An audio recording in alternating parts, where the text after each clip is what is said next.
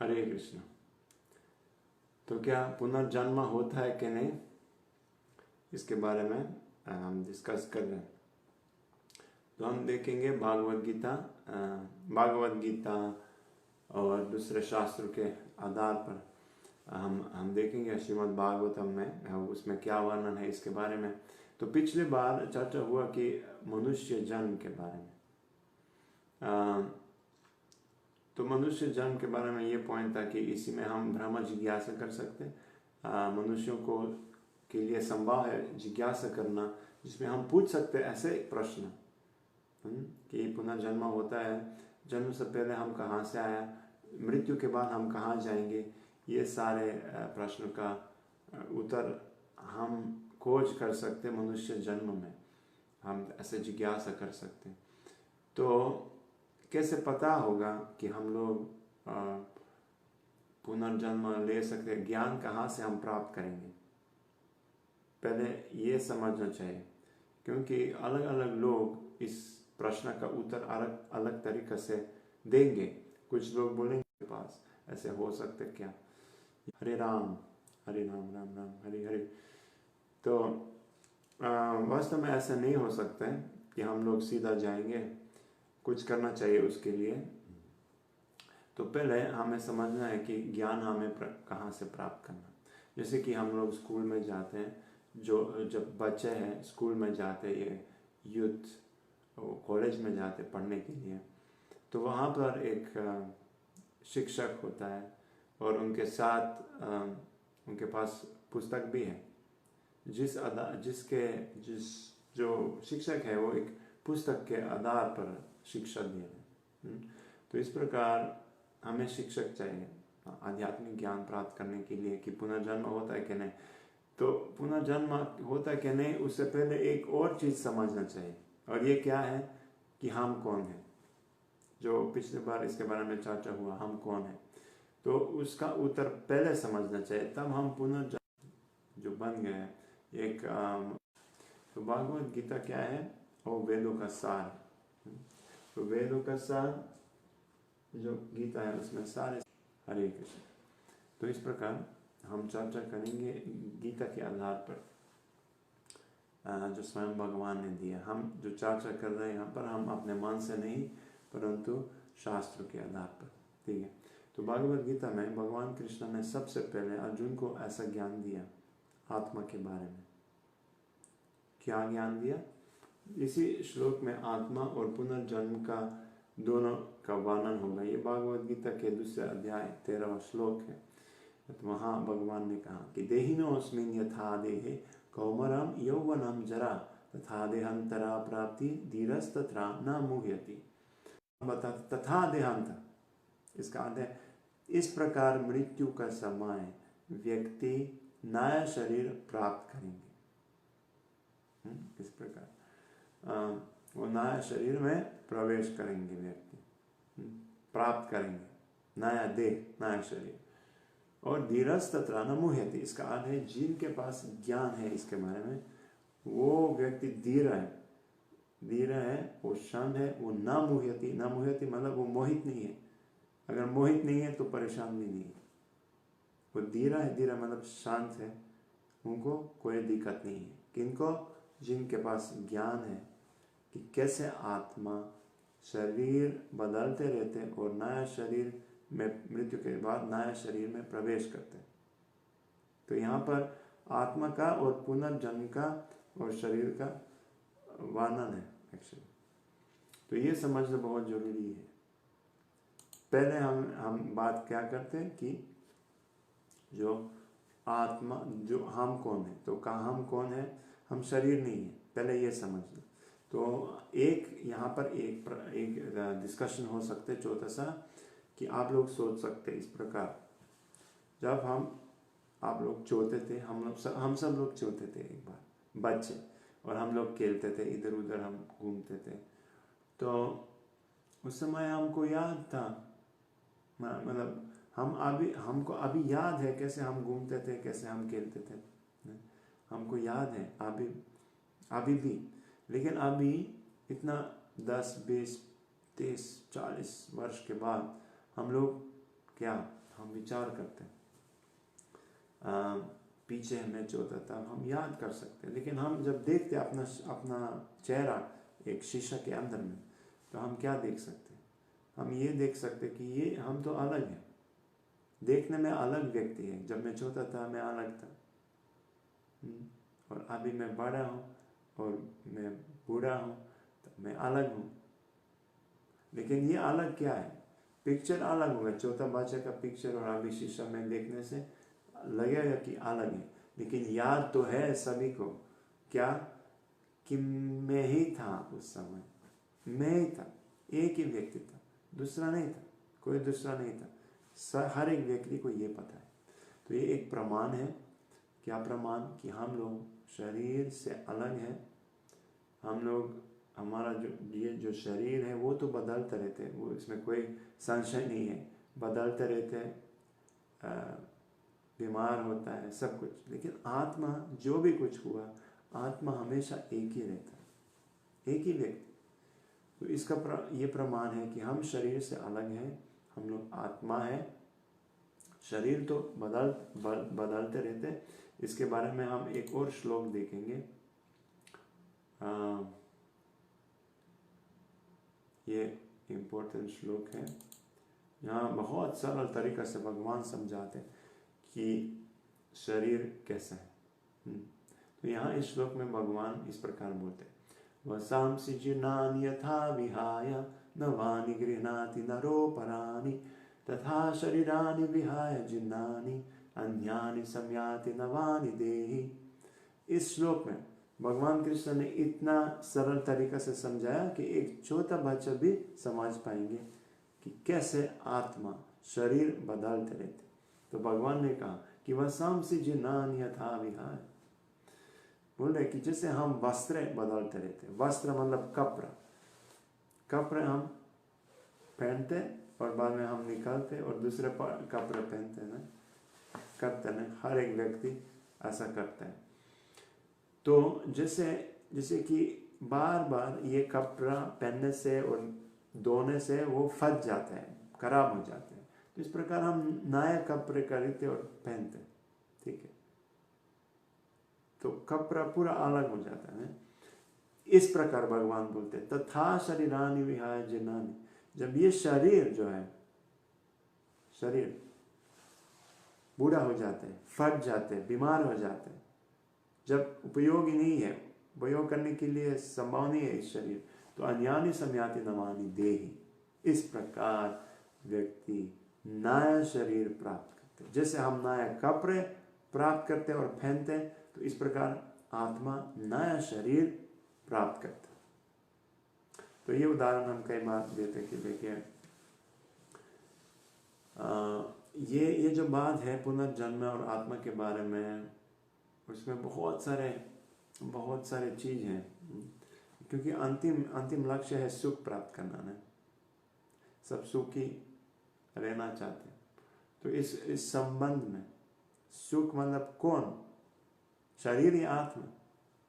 शारीरिक सुख के लिए हम लोग प्रयास करते हैं, फिर भी हम संतुष्ट नहीं है, ये एक ही बात है। तो ये पॉइंट है।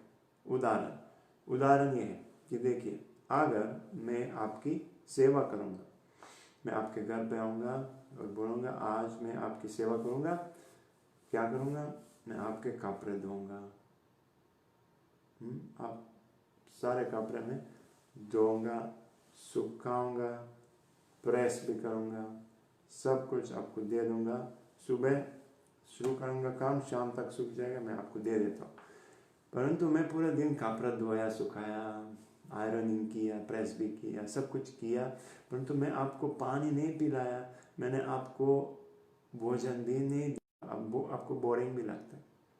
कपड़ा तो ठीक है, सूख गया, शुद्ध हो गया, फ्रेश हो गया, बट वास्तविक व्यक्ति जो है, जो आदमी, जो आप है, वो आप संतुष्ट नहीं है, क्योंकि आपको भूख लग रहा है, आप थक गए वहाँ पर मेरे साथ। तो ये पॉइंट है। हम तो शरीर जो है वो तो एक कपड़ा जैसे है, और पूरा जीवन हम लोग पैसा कमाते, शादी करते, पढ़ाई करते, अलग अलग वीडियो देखते, गाने सुनते, बहुत मज़ा और सब कुछ हम करने के लिए प्रयास करते हैं, फिर भी हम संतुष्ट नहीं हैं। क्यों? क्योंकि ये सब शारीरिक और इंद्रिय अवस्था में हम लोग प्रयास करते हैं। लेकिन जो वास्तविक व्यक्ति है, जो आत्मा है, जो शरीर के अंदर में रहते हैं, देही, जो देही है, उनके लिए हम कुछ नहीं करते। इसीलिए जितना भी हम लोग बाहर से व्यवस्था करेंगे इतना इंद्रिय भोग करने के लिए, तो क्या होगा? आत्मा संतुष्ट नहीं हो पाएगी। और आत्मा अगर संतुष्ट नहीं है, तब ये गुस्सा, क्रोध और ये सब आते रहेगा। तो ये पॉइंट है। इसलिए ये कपड़े का उदाहरण याद रखिए। तो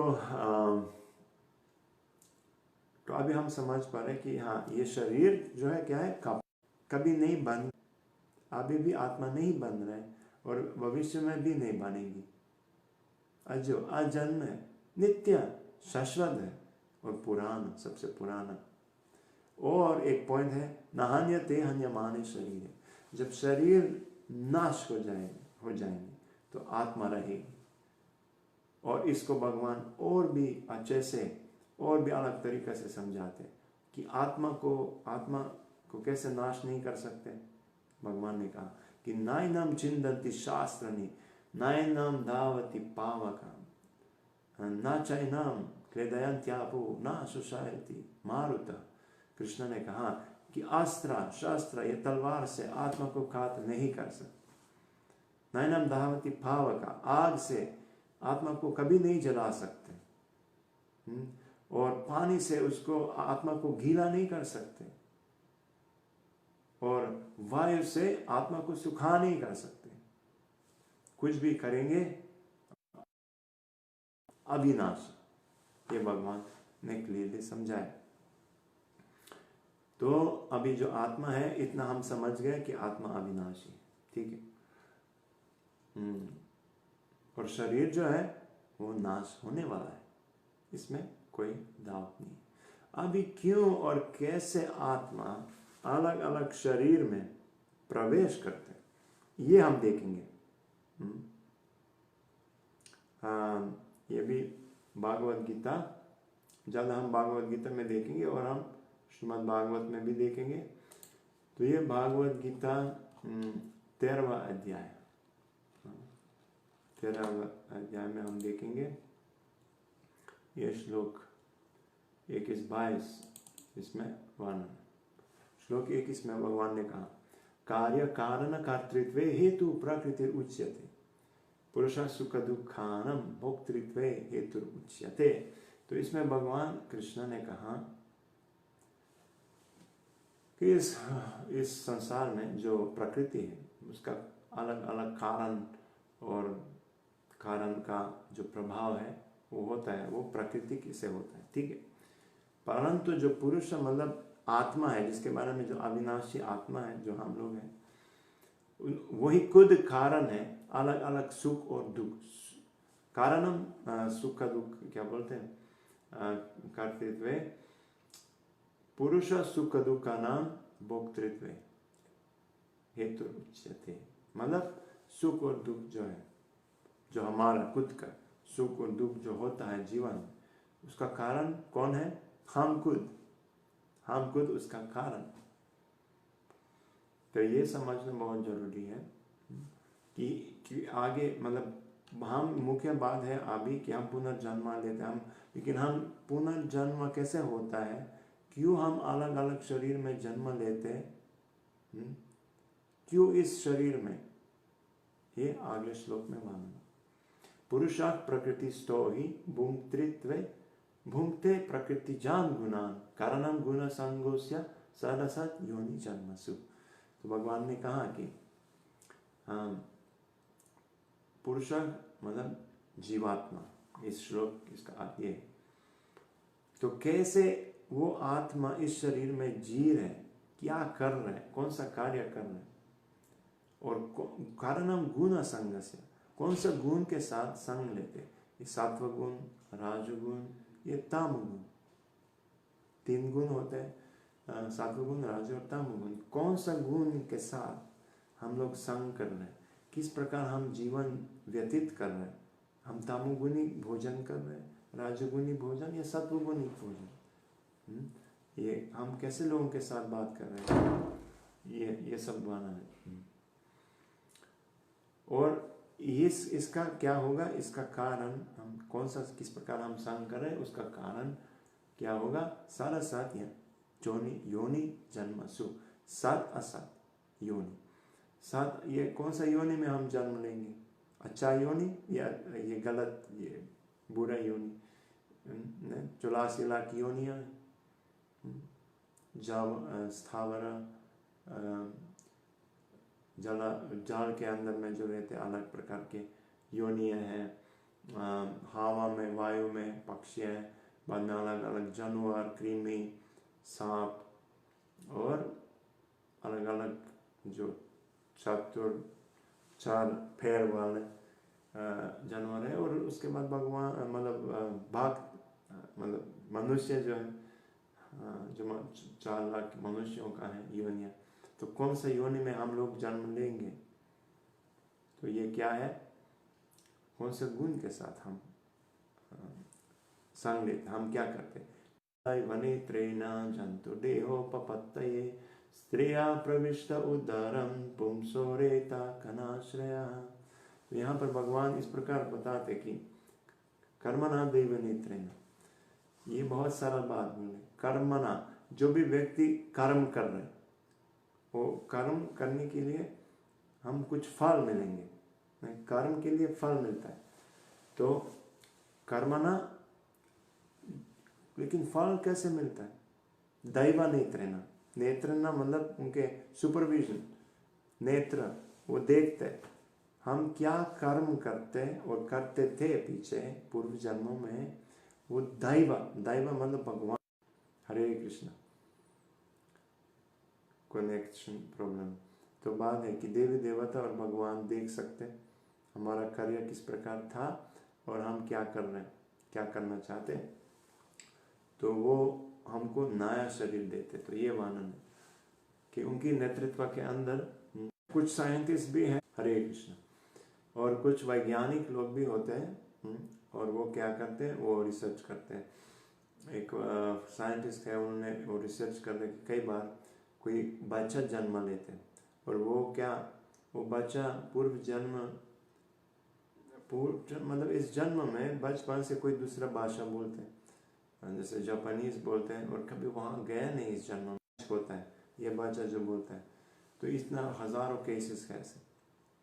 तो इसका अर्थ है कि कुछ लोगों को याद होता है, पूर्व जन्म का याद होता है, तो सामान्यतः याद नहीं होता है, क्योंकि मृत्यु के समय यूजुअली इतना दुख होता है व्यक्ति को कि व्यक्ति सब भूल जाते हैं। और भगवान कृष्ण ने कहा कि मता स्मृति ज्ञानम अपोहनम चाहे, कि मैं ज्ञान, स्मृति और विस्मृति भी महत्व करता हूँ, क्योंकि अगर सारे लोगों को पूर्व जन्म का स्मरण होगा तो बहुत दुख हो सकता है। क्योंकि अगर आप पूर्व जन्म में अमीर थे और आज इस जन्म में पाप के वजह से आप गरीब हैं, आपको, मैं ऐसे था, अभी मैं ऐसे हूँ।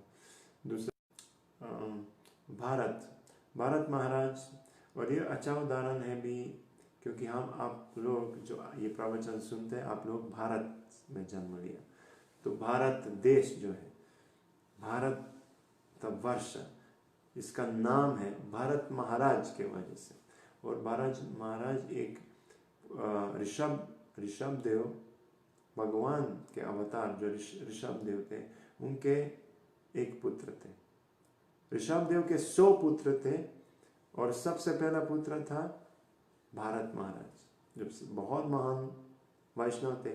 तो उन्होंने पूरा, ऋषभ देव ने उनको दिया राज्य करने के लिए, और बाकी 99 जो पुत्र उनके भाई थे, सब उनको असिस्टिंग करते थे।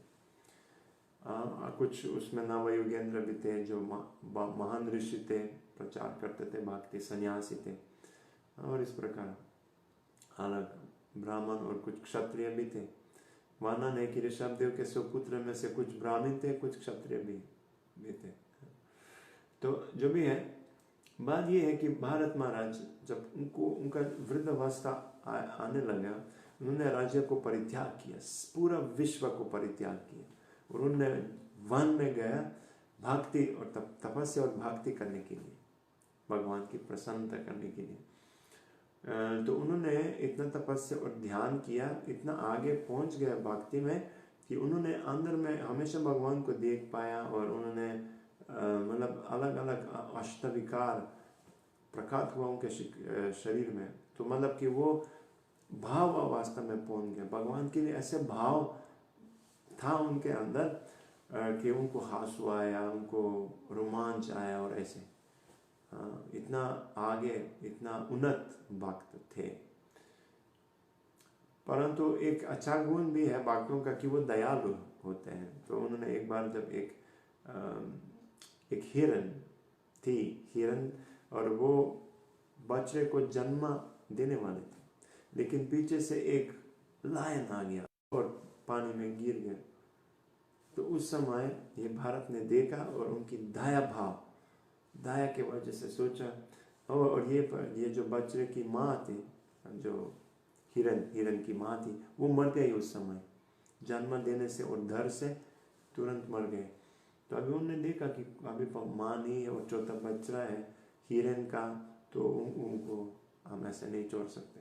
तो उन्होंने ये हिरन का उठाया, उनका देखभाल शुरू किया, उनको रक्षा किया, सब कुछ, कि ऐसे जीवात्मा को कोई परेशान नहीं होगा।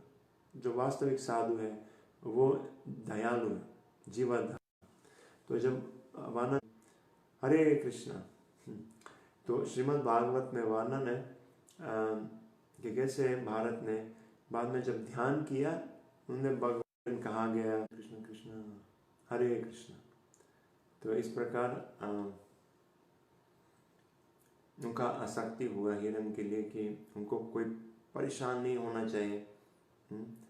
तो तब वर्णन है कि एक बार हिरन चले गया और ये भारत ने उसका खोज किया, इधर उधर सब जगह खोज किया, डर लगा उनको कि कुछ परेशान नहीं होंगे उनके लिए।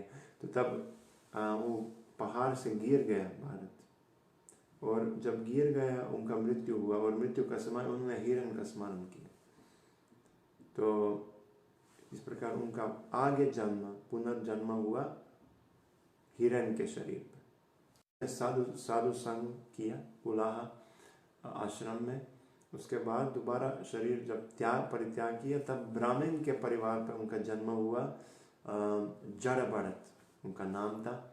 तब उन्होंने पूरा स्मरण किया पूर्व जन्मों का, और भगवान को भी इतना उन्नत भाग थे, लेकिन एक डर था उनको कि दोबारा गलती नहीं करूंगा, दोबारा मैं गलती नहीं करूंगा। तो इसीलिए उन्होंने जड़ भरत मतलब वो एक पागल जैसा व्यवहार किया।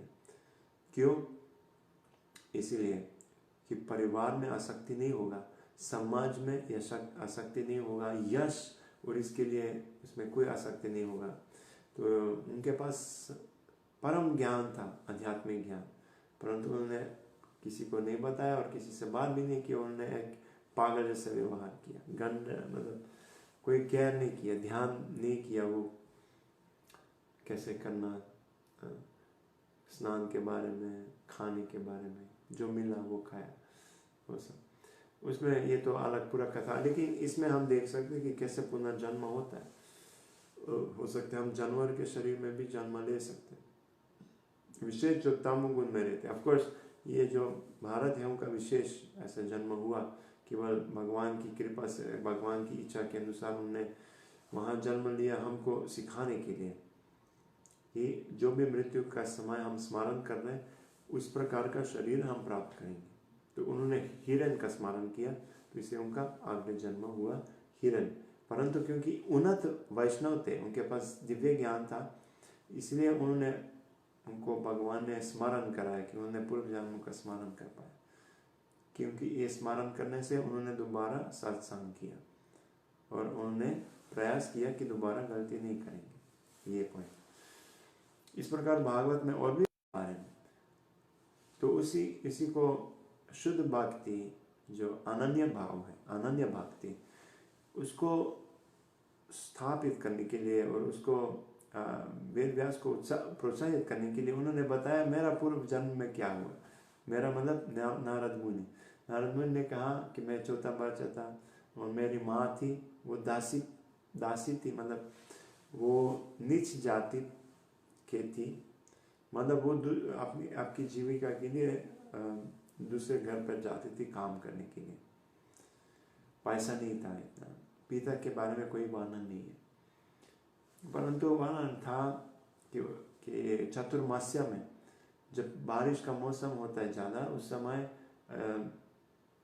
कुछ महान वैष्णव आया उन्हीं के घर पे, और माँ उनकी, नारद मुनि की माँ ने सेवा की, और वो सेवा जब की तो ये छोटा बालक, उन्होंने भी कुछ सेवा करने के लिए मौका मिला। हाँ, सेवा क्या होता है? साधुओं को खिलाना है, उनका कपड़ा धोना, जहाँ रहते रूम पे उसको सफाई करना, और जो भी कुछ जरूरी है छोटे छोटे सेवा, पानी देना, वो सब करना है। और क्या होता है, नारद ने कहा कि वो वैष्णव ने पूरा श्रवण कीर्तन किया चतुर्मास्य में, भगवान की पूजा, भगवान का कथा, वो सब चल रहा था घर पे। तो ये नारद ने संग लिया, सत्संग किया, और उनको बहुत आसक्ति था भगवान के बारे में श्रवण करना, और साधु लोग ने उनको प्रशिक्षण भी दिया भक्ति कैसे करना, इस प्रकार। तो उनको यह सब स्मरण था कैसे हुआ पूर्व जन्म। तो बाद में जब ये सब समाप्त हुआ पुत्र के लिए, तो जाने नहीं दिया। ऑफ कोर्स यहाँ पर कोई माँ है जो अपने पुत्रों को जाने देंगे भक्ति करने के लिए? जाने देते बात बहुत कठिन है। माँ और पुत्र आसक्ति बहुत ज़्यादा होता है, इसलिए माँ अगर जानते भी कि पुत्र को गुरुकुल में भेजना, फिर भी बहुत कठिन होता है, बहुत समझाना पड़ता है। और तब भी कोई ऐसा भी है जो नहीं कर सकते, और कोई ऐसा है कि बोलते हाँ बच्चा गुरुकुल जाएंगे, हम भी जाएंगे उनके साथ, बस गुरुकुल ठीक है लेकिन हम साथ रहेंगे, ठीक है कोई बात नहीं, ये ठीक है। बट पॉइंट ये है कि नारद मुनि की इच्छा थी, आसक्ति के वजह से जा नहीं पाए, लेकिन आसक्ति माँ की थी, ठीक। लेकिन भगवान ने तब अरेंजमेंट बनाया। क्या किया, जब माँ शाम को गए दूध निकालने के लिए गाय से, तो एक सांप आ गया, सांप आया और जब काट दिया माँ को तो मर गई। तो चौथा बालक नारद, अभी भौतिक दृष्टिकोण से सामान्य व्यक्ति परेशान हो जाएंगे, कोई परिवार में केवल माँ थी वो भी मर गई, ओ।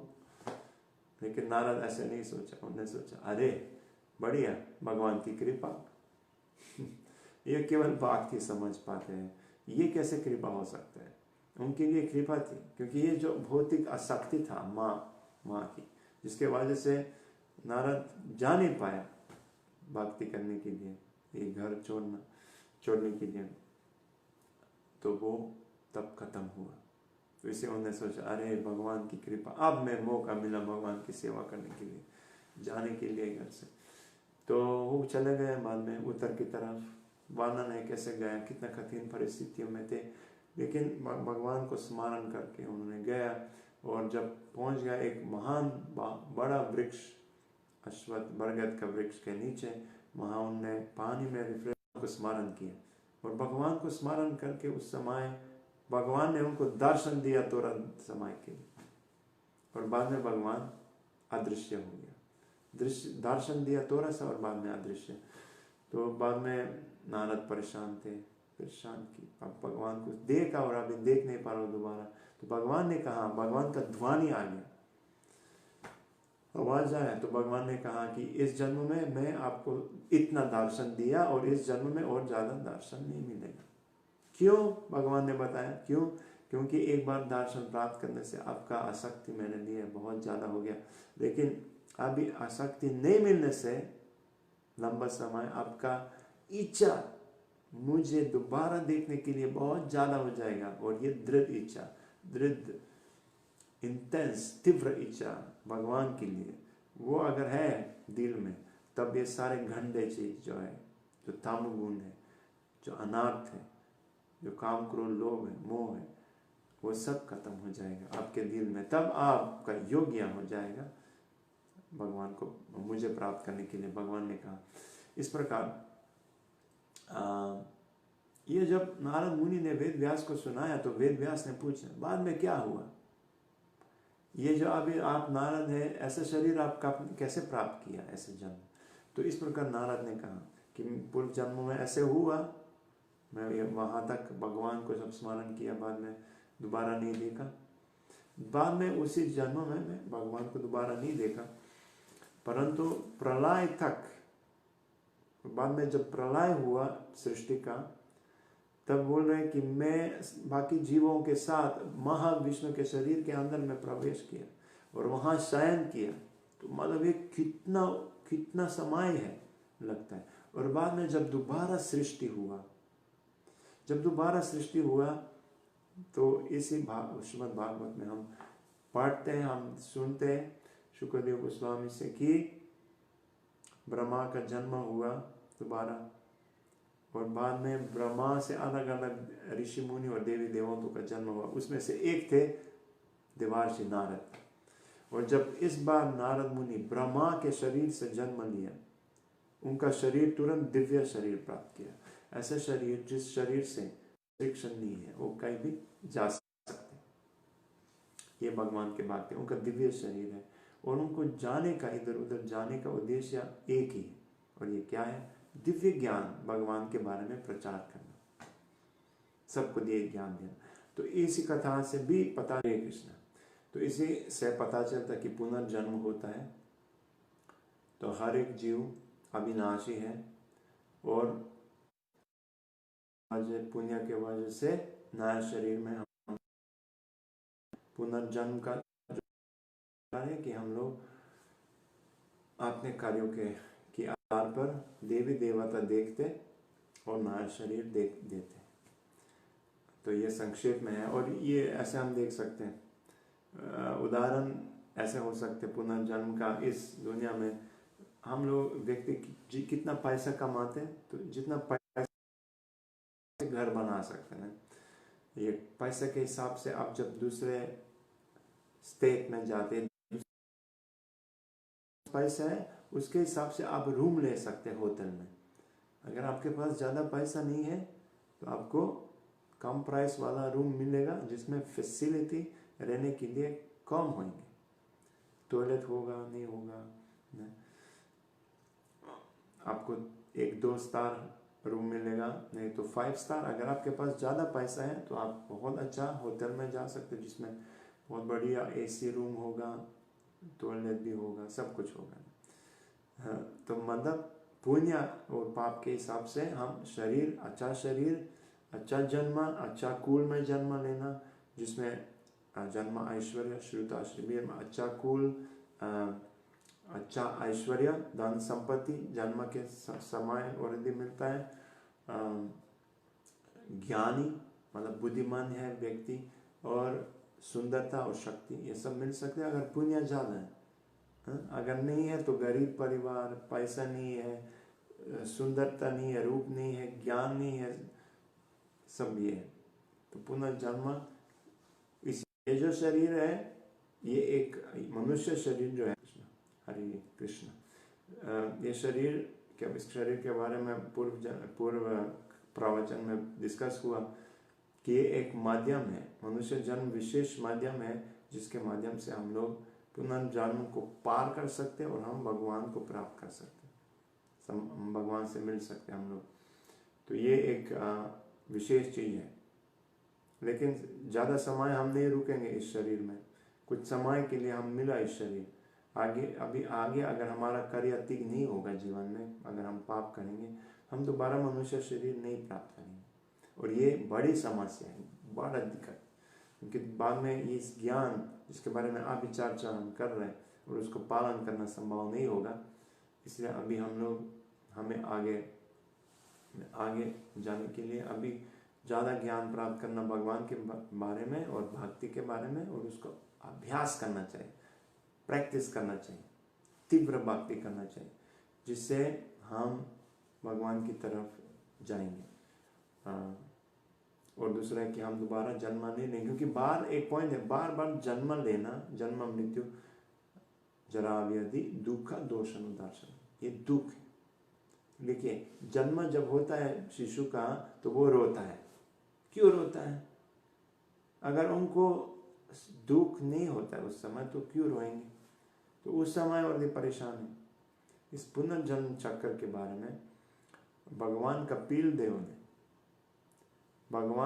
देव ने विस्तार वर्णन दिया। ये भी एक प्रमाण है भागवतम का, जो वो श्लोक कर्मणादेव नेत्रेण, उसी श्लोक से आगे कपिल मुनि ने पूरा समझाया कि कैसे पुनर्जन्म होता है, कि कैसे एक शरीर, एक स्त्री और पुरुष है और वो जब संग करते हैं तो बाद में ये जो आत्मा है वो माँ स्त्री के उदर मतलब गर्भ में प्रवेश करते हैं।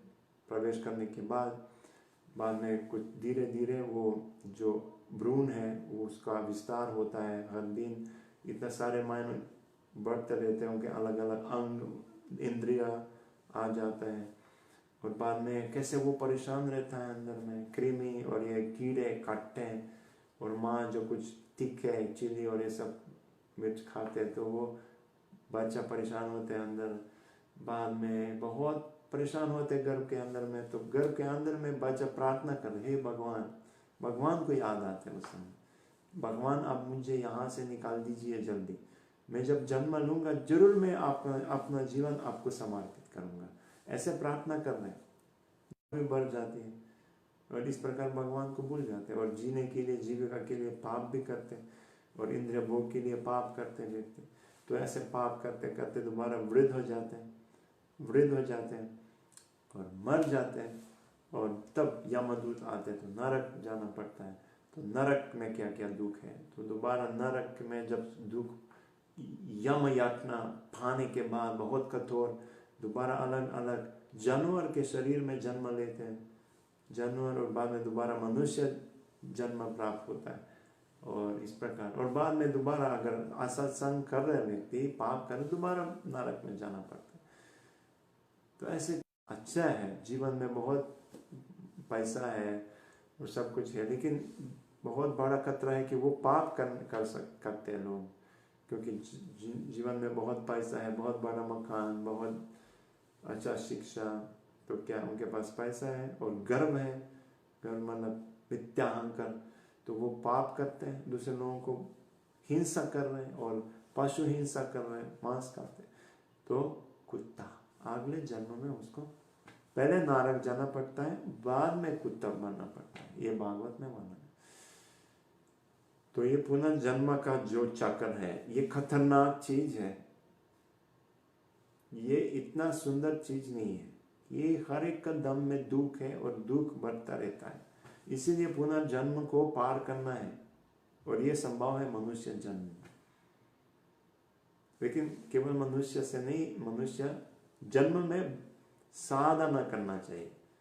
नहीं है केवल हरि का नाम और हरि का नाम, हरे कृष्णा कृष्णा कृष्णा हरे हरे, हरे राम राम राम हरे हरे, इस मंत्र को जप करना है। और मंत्र जो है मन, जिसके अंदर में बहुत सारे इच्छाएं हैं, बहुत सारे ये पाप पुण्य और सब जो हमने किया वो सब शुद्ध हो जाएगा, प्योर हो जाएगा। और जब ये एक बार प्योर हो जाएगा तब हम भगवान को जल्दी प्राप्त कर पाएंगे। तो ये मंत्र को जप करना चाहिए और ये पुस्तकें को अध्ययन करना चाहिए। अभी मैं समाप्त करूंगा आज के लिए। मैं देख रहा हूँ कि यहाँ पर बहुत सारे बात हैं अलग अलग जगह से, केवल ये हमने रिक्वेस्ट सुखामृत प्रभु के रिक्वेस्ट को पूरे करने के लिए हमने ये क्लास इस समय किया, जो कुत्ती झारखंड से है, और वहाँ उनके साथ जो भी भक्त थे उन्होंने रिक्वेस्ट किया, तो हम लोग ऐसे ये चर्चा कर रहे हैं। परंतु मैं देख रहा हूँ कि भक्त आसाम से भी, यूपी से भी, कासिया से भी, सब जगह से भक्त देखते हैं, कुछ मिडल ईस्ट से भी देखते हैं, रघुपति प्राण प्रभु ओमान से वो भी देखते हैं। तो अगर किसी का कुछ प्रश्न है आप पूछ सकते हैं, अभी कमेंट्स में लिख सकते हैं। हरे कृष्णा। हरे कृष्णा। दोबारा इंटरनेट का प्रॉब्लम था, परंतु अभी अगर किसी का कुछ प्रश्न है भेज सकते, प्रश्न पूछ सकते, कोई दिक्कत नहीं है। जो कुत्ती के बाग थे रांची झारखंड से, उनके लिए धन्यवाद भी। और ये है रिक्वेस्ट कि अगली बार भी हम करेंगे, अगली बार मतलब नेक्स्ट मंथ। बहुत कुछ चीज़ें उन्होंने समझाया ऑलरेडी, तब जाके देवहूति ने जिज्ञासा की कि आप पुनर्जन्म चक्र को विस्तार में समझाइए। और बोल देवहूति की क्यों समझाए, इसीलिए क्योंकि पुनर्जन्म चक्र के बारे में सुनने से हम लोगों का अन्न शक्ति और वैराग्य ज़्यादा होगा, और भक्ति में आगे बढ़ने के लिए अन्न शक्ति, भौतिक चीज़ों से विरक्त होना बहुत जरूरी है, तब हम भक्ति में आगे बढ़ सकते जल्दी। तो इसलिए देवहूति ने जिज्ञासा किया कि आप पुनर्जन्म चक्र को समझाइए। तो इसका अर्थ क्या है कि जो भक्ति साधना करते, जो हर दिन 16 माला भी करते, जो गीता पढ़ते और नियम पालन करते, इस विषय के बारे में श्रवण करना भी जरूरी है, क्योंकि सब कुछ पालन करने के बाद फिर भी हमारा आसक्ति रहता है परिवार में, पैसा में, शरीर में, अलग अलग चीज़ों में। तो जब हम सुनते कि कैसे ये शरीर बदलते रहते हैं और कैसे आत्मा दूसरे शरीर में प्रवेश करते हैं और कैसे दुख होता है इसी मार्ग में, पुनर्जन्म की मार्ग में, तो तब हमारा कुछ थोड़ा कम से कम वैराग्य आ जाता है। अरे भाई ये तो खत्म होने वाला है मेरा शरीर और सब कुछ जिसमें मेरा आसक्ति है, तो अच्छा है, मैं अच्छे से भक्ति करूँगा। और समय भी नहीं है ज़्यादा है, शरीर खत्म होने वाला है जल्दी, तो समय खत्म हो रहा है, तो अभी तीव्रता से करना है, थोड़ा हम तीव्र भक्ति है उसको हम थोड़ा बढ़ाएंगे ऐसे विषय श्रवण करने से। तो इसलिए सबको श्रवण करना अच्छा है, मेरे लिए भी अच्छा है अगर मैं इसके बारे में चर्चा कर रहा हूँ, सबके लिए अच्छा है, क्योंकि ये श्रीमद् भागवत गीता और श्रीमद् भागवत के आधार पर है। तो ये जो शिक्षा है केवल मनोरंजन के लिए नहीं है, ये प्रैक्टिकल है। हम लोग जो अभ्यास कर रहे हैं इतना साल से, फिर भी हम कई बार सोचते हाँ बोरिंग लगता है, इतना सेम एक ही मंत्र हम बोलते रहते, हम मैकेनिकली कर रहे हैं, ऐसे जैसे हम माला पूरा करते हैं। बट जब हम पुनर्जन्म चक्र के बारे में सुनते तब हम सोचे ओ ये शरीर खत्म होने वाला है, ये घर खत्म होने वाला है, पाप जो हम कर रहे हैं उसके आधार पर हम नरक जाएंगे। हो सकते है कोई बात इतना पाप नहीं करते, लेकिन पहले कुछ करते थे, कुछ गलती होता है कई बार, तो तब हम थोड़ा सोचते रहते, और तब हम थोड़ा गंभीरता से प्रेम से, भाव से, तीव्रता से हम हरे कृष्णा जप करते हैं ध्यान से। और ये भगवान की इच्छा है कि हम दिल से उनका नाम जाप करें। ठीक है, हरे कृष्णा। श्रीमद् भागवत गीता यथारूप की जाए, श्रील प्रभुपाद की जाए। हरे कृष्णा।